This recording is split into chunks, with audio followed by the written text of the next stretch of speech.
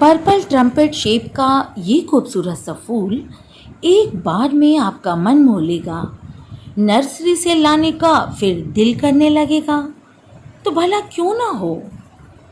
साल भर चलने वाला ये फूल का पौधा सभी अपने घर में लगाना चाहेंगे और बगिया की खूबसूरती इससे बढ़ाना चाहेंगे। तो दोस्तों, इससे पहले हम जानेंगे इसका केयर टिप्स। तो इस महत्वपूर्ण जानकारी को जानने के लिए मेरे साथ वीडियो के अंत तक बने रहिए। और इससे पहले जिन व्यूवर्स ने मेरे चैनल को सब्सक्राइब नहीं किया है तो मेरे चैनल को सब्सक्राइब कर लें और बेल आइकन जरूर प्रेस कर लें, जिससे कि मेरे नए नए वीडियो के नोटिफिकेशन आपको मिलते रहें।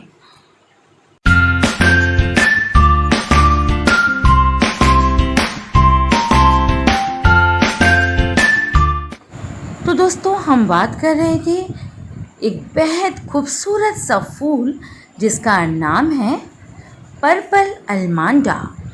जी हाँ दोस्तों, ये खूबसूरत सा फूल है जो टिकोमा फ्लावर की तरह ट्रम्पेट शेप में होता है और इसकी खूबसूरती का अंदाज़ा आप मेरे इस वीडियो से बिल्कुल अच्छे से लगा सकते हैं। नर्सरी में कई कलर्स इसमें मौजूद होते हैं। तो चलिए आज हम बात करेंगे खूबसूरत सा flowering plant purple allamanda. Friends, आप लोगों की सरलता के लिए मैंने इसके केयर टिप्स को कुछ पॉइंट्स में नोट किए हैं। तो चलिए बात करते हैं। फर्स्ट पॉइंट होता है इसका कलर्स का।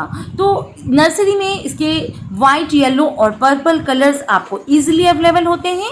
पर्पल और येलो तो बहुत ईजिली मिल जाएंगे। मेरे पास इस समय येलो एंड पर्पल दो कलर्स मौजूद हैं। सेकंड पॉइंट है फ्लावरिंग टाइम। तो ये समर में वैसे तो बहुत बढ़िया फ्लावरिंग करता है, लेकिन विंटर तक इसकी फ्लावरिंग होती रहती है। थर्ड पॉइंट है मंथ। तो ये अप्रैल मिड से अक्टूबर एंड और नवंबर स्टार्टिंग तक खूब फ्लावरिंग करता है। फोर्थ पॉइंट है वैरायटी। तो आइए दोस्तों जान लेते हैं कि किस वैरायटी में ये प्लांट्स होते हैं। बुशी वैरायटी के प्लांट्स होते हैं ये, जो ड्वार्फ क्वालिटी होती है, जिसकी मतलब ड्वार्फ का मतलब होता है कि थोड़ा छोटा रहता है और काफ़ी बुशी लुक होता है। तो दो तरह के अवेलेबल होते हैं इसके प्लांट्स। फर्स्ट ड्वार्फ वैरायटी में और एक होता है क्लाइंबर प्लांट, जो कि बेल के पौधे की तरह होता है। बेल की इन द सेंस कि ये किसी सपोर्ट के सहारे, इनको यदि सपोर्ट दे दिया जाए तो ये दीवारों पर या फिर किसी बेल की तरह ये चढ़ जाता है, आपके जो सपोर्टर आप देंगे उस पर। फिफ्थ पॉइंट है सॉइल। किसी भी फ्लावरिंग प्लांट या इंडोर प्लांट के लिए एक बहुत ही इम्पॉर्टेंट रोल होता है सॉइल का, कि हमारा पॉटिंग सॉइल मिक्सचर कैसा है। यदि बहुत बढ़िया हमने पॉटिंग सॉइल बनाई है तो हमारे फूल वाले जो पौधे होते हैं वो काफ़ी दिनों तक उस पौधे में फूल टिके रहते हैं, अदरवाइज़ फूल सिर्फ 2 दिन में गिर जाते हैं। तो ये जो देख रहे हैं 4 से 5 दिन तक पौधों में ये फूल ऐसे ही टिका रहता है, यदि आपके सॉइल मिक्सचर अच्छा होगा। तो पर्पल अलमांडा का जो पॉटिंग मीडिया है वो बहुत ही वेल ड्रेन्ड होना चाहिए। दोस्तों, यदि सॉइल मिक्सचर की बात करते हैं तो काऊ डंग 35 से 40% कम रखना चाहिए हमें, चाहे तो काऊ डंग हो कंपोस्ट के रूप में या फिर वर्मी कंपोस्ट हो। तो रेशियो हमारा क्या होता है, सॉइल और सैंड 30-30% होना चाहिए प्लस कंपोस्ट 40%। छठे नंबर पर आता है दोस्तों पॉट साइज। ये बहुत मैटर रखता है कि आप यदि फूल के पौधे लगा रहे हैं, इंडोर प्लांट लगा रहे हैं, तो उसका पॉट का साइज क्या होना चाहिए। छोटा प्लांट है तो छोटा ही चलता है कोई भी गमला, लेकिन यदि ये फूल की बात करते हैं तो इसको पर्याप्त मात्रा में हमें कंपोस्ट देना होता है, फर्टिलाइजर्स देने होते हैं। तो अच्छी फ्लावरिंग के लिए हमें 12 से 14 इंच तक का बेस्ट पॉट साइज होता है। तो किसी भी फूलों वाले पौधे के लिए दोस्तों 12 से 14 इंच का गमला रखिए, जो इनके लिए बेस्ट होता है। 7 पॉइंट आता है दोस्तों लाइट। लाइट बहुत ही इम्पॉर्टेंट रोल अदा करता है किसी भी फूल पौधों के लिए। तो पर्पल अलमांडा को फुल सन लाइट चाहिए, ये फुल सनलाइट टॉलरेट करता है और बहुत बढ़िया फ्लावरिंग करता है। ये मेरा येलो अलमांडा का फ्लावर है और ये सामने जो आप देख रहे हैं ये पर्पल अलमांडा है। तो जल्दी ही कल तक येलो अलमांडा फ्लावरिंग करने लगेगा। तो मैंने इसको एकदम फुल सनलाइट में रखा है क्योंकि मेरे यहाँ बारिश बहुत हो रही है सिटी में, तो मैं एकदम डायरेक्ट आसमान के नीचे खुले छत पर मैंने रख दिया है। और फुल सनलाइट जितना इसको मिलेगा फ्लावरिंग उतनी बेस्ट होती है। तो दोस्तों आप पर्पल अलमांडा फ्लावर को फुल सनलाइट प्रोवाइड करिए और बेहतरीन फूल बड़े बड़े साइज में और खूबसूरत फूल पाइए। 8th पॉइंट है वाटरिंग की। तो गर्मी में पर्पल अलमांडा को फ्रीक्वेंट वाटरिंग पसंद है। सुबह शाम हमें दोनों टाइम वाटरिंग करना होता है, तभी इसमें फूल की बढ़ोतरी होती है। और मॉनसून सीज़न की बात कर लेते हैं दोस्तों। तो मॉनसून सीज़न अपने सिटी के क्लाइमेट के अकॉर्डिंग इसको वाटरिंग कीजिए क्योंकि मॉनसून में तो वैसे ही बारिश हो रहे हैं और इस समय इसको मुझे बहुत ज़्यादा वाटरिंग करने की ज़रूरत ही नहीं पड़ती है क्योंकि मेरी सिटी में डेली दोनों टाइम पानी हो रहा है, बारिश हो रही है। तो अपने क्लाइमेट के अकॉर्डिंग आप इसको वाटरिंग प्रोवाइड करिए। 9वां पॉइंट होता है दोस्तों प्रोपेगेशन का। तो ये इजीली ग्रो हो जाता है कटिंग से और सीड से। तो यही मॉनसून का बेस्ट सीज़न है। छोटा सा कटिंग आप उठाइए, इसकी कट करिए और एक सॉफ्ट सॉइल में डाल दीजिए। आपका अलमांडा वहाँ से वो ग्रो करने लगता है। तो इस तरह हम दूसरा पौधा तैयार कर लेते हैं। इस बात का ध्यान रखिए दोस्तों कि जो सॉफ्ट एरिया के स्टेम्स होते हैं वहीं से हमको कटिंग लेनी होती है और हम इसको वाटर के थ्रू भी इसको प्रोपेगेट कर सकते हैं। इसकी सॉफ्ट स्टेम्स को कट करके हम पानी में बॉटल में डाल देते हैं तो वहाँ पे इसके रूट्स डेवलप हो जाते हैं और हम वाटर के थ्रू भी इसको प्रोपेगेट करके सॉइल में हम इसको ट्रांसप्लांट कर सकते हैं। तो आप कटिंग के थ्रू बहुत ईजिली इसको प्रोपेगेट कर सकते हैं। तो आइए 10th पॉइंट्स वो देख लेते हैं। 10 पॉइंट्स है हमारा फर्टिलाइज़र का है।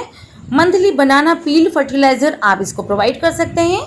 एग सेल्स भी दे सकते हैं, बोन मील्स भी डालिए।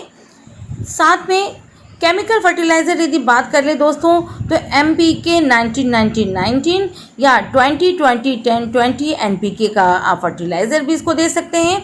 पानी में इसको डाइल्यूट कर दीजिए इस फर्टिलाइज़र को, केमिकल फर्टिलाइज़र को, और तब आप इसको स्प्रे करिए ऊपर से जहाँ इसके बड्स आते हैं। तो ये बहुत अच्छी फ्लावरिंग करता है। साथ में यदि आप चाहें तो 1 स्पून आप मिट्टी के चारों ओर इसमें कुछ दाने डाल दीजिए और हल्का सा गुड़ाई कर दीजिए तो ये बेस्ट फ्लावरिंग करता है।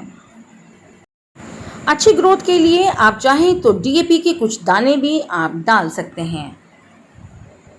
Last but not least 11th point आता है पेस्ट एंड डिजीज़ेस का। तो इसमें ज़्यादातर माइल्ड्स के अटैक देखे जाते हैं जिसे आप नीम ऑयल से रिमूव कर सकते हैं।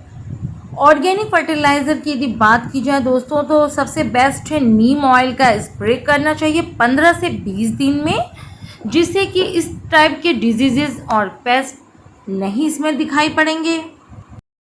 केमिकल फंजीसाइड्स की यदि हम बात कर लेते हैं तो साफ रिडोमिल गोल्ड इसके लिए बेस्ट है, या फिर इकोफिट यदि आपके मार्केट में मिल जाते हैं, कंटाफ या ब्लिटॉक्स एंट्रोकॉल, इस टाइप के फंजीसाइड्स आप ले सकते हैं। लेकिन जो मोस्ट कॉमन फंजीसाइड हैं वो है बेविस्टिन, जो किसी भी नर्सरी में या बीज भंडार में आपको ये बेविस्टिन का जो पैकेट है, जो फंजीसाइड है, वो अवेलेबल होता है। तो ये एक अच्छे ब्रांड का आप फंजीसाइड यूज़ करिए और अपने गमले में लगे हुए या लॉन में लगे हुए फूल पौधों को आप फंगल इन्फेक्शन से बचा सकते हैं, माइल्ड्स और डिजीज़ेस से आप बचा सकते हैं। तो तरीका ये होता है कि आप उसमें जो यूज़ करने का जो डिस्क्रिप्शन में मेथड है उसको यूज़ कर सकते हैं, या फिर जो पाउडर होते हैं या लिक्विड होते हैं उनको 1 लीटर पानी में डाइल्यूट करके आप उसको प्लांट्स के ऊपर सीधा स्प्रे कर सकते हैं। लेकिन क्वांटिटी और वो आप जो रेशियो है वो आप पहले डिस्क्रिप्शन बॉक्स में उसके जाके आप उसको स्टडी करिए, तब इसका यूज़ करिए। तो दोस्तों इस तरह से आप अपने प्लांट्स की केयर कर सकते हैं और अधिक से अधिक फ्लावरिंग पा सकते हैं। तो दोस्तों, आज हम बात कर रहे थे पर्पल अलमांडा के केयर टिप्स के बारे में। वीडियो अच्छी लगी हो तो प्लीज लाइक जरूर कर दीजिएगा। आप लाइक करते हैं तो हम मोटिवेट होते हैं और सुंदर से सुंदर और यूजफुल वीडियो आपके लिए लाते हैं। लाइक, सब्सक्राइब और कमेंट्स जरूर करिएगा और मेरे चैनल को शेयर करते रहिए।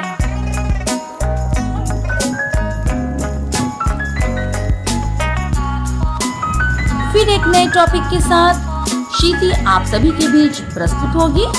तब तक के लिए हमें अपनी प्रकृति से प्यार करना है और प्रकृति का ध्यान रखना है। Go green, go safe. Till then friends, bye bye.